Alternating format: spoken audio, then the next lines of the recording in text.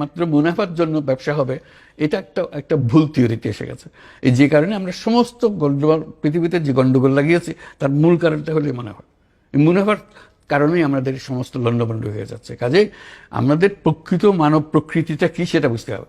আমরা বলছি যে it's driven by self interest. ইকোনমিক্সের ভাষ্য হলো মানুষ সম্বন্ধে human beings are driven by self interest. স্বার্থের পেছনে সে দৌড়ে।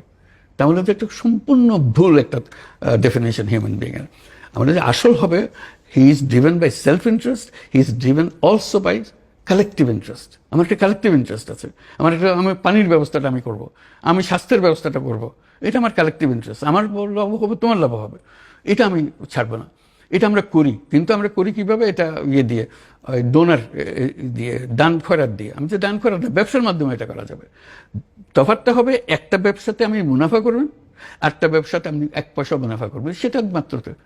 আমি এভাবে বলি, making money is a happiness. আমাদের তার সঙ্গে আরেকটা কথা, making other people happy is a super happiness. Making money is a happiness, making other people happy is a super happiness. তখন বলছে না, এটা তো আমরা দেখি না। আপনি মুখে মুখে বলছেন, আপনি দেখেন না, এই জন্য করেন নাই তো কোনোদিন। করলে বুঝতে পারবেন। আমি করেছি, আমি ওটা বুঝি। আমি এটা ছাড়া আর কিছু বুঝি না, কারণ আমার এত আনন্দ লাগে এটা করে। এবং শুধু ব্যবসা ক্ষেত্রে না, এটা এই ব্যবসা ক্ষেত্র ছাড়িয়ে অন্যান্য বহু জিনিসে ছড়িয়ে গেছে।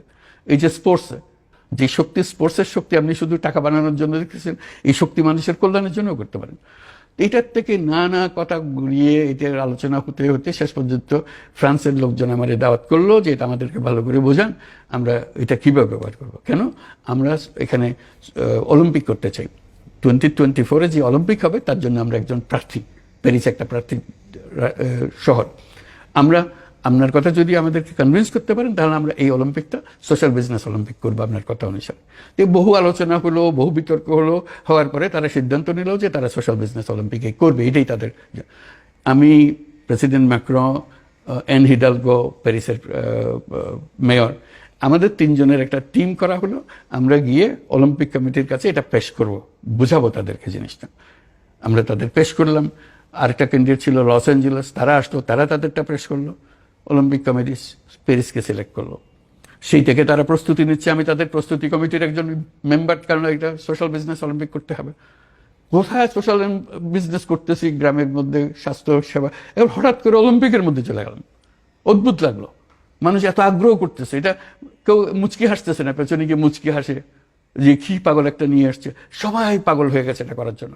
এখন এই জুলাই মাসে এটা হবে অলিম্পিক, সোশ্যাল বিজনেস অলিম্পিক্স। তারা এটা প্রচারণা করছে এখন যে এটা আমাদের সোশ্যাল বিজনেস অলিম্পিক হবে। এটা দেখে এখন মিলান আমার ডাকাডাকি করছে, মিলান এবং মিলান কর্টিনো উইন্টার অলিম্পিক 2026। আমি স্পোর্টসের মানুষ না, আমি কোনোদিন স্পোর্টসের সঙ্গে জড়িত ছিলাম না। এখন আমি স্পোর্টস মহলে ঘোরাফেরা করি, তারা আমার নিয়ে নাচানাচি করে। আমি তাদেরকে বলে আপনাকে আসতে হবে, এই কয়েকদিন পরে আমাকে যেতে হবে এই মিলানে তাদের ডিজাইনটা করার জন্য, প্রাথমিক ডিজাইনটা। এবং বলছে যে আপনি প্যারিসে যাটুকু করতে তার দ্বিগুণ করতে হবে আমাদের এখানে সোশ্যাল বিজনেস, যাতে করে এটা স্পষ্টভাবে তুলে ধরতে পারে।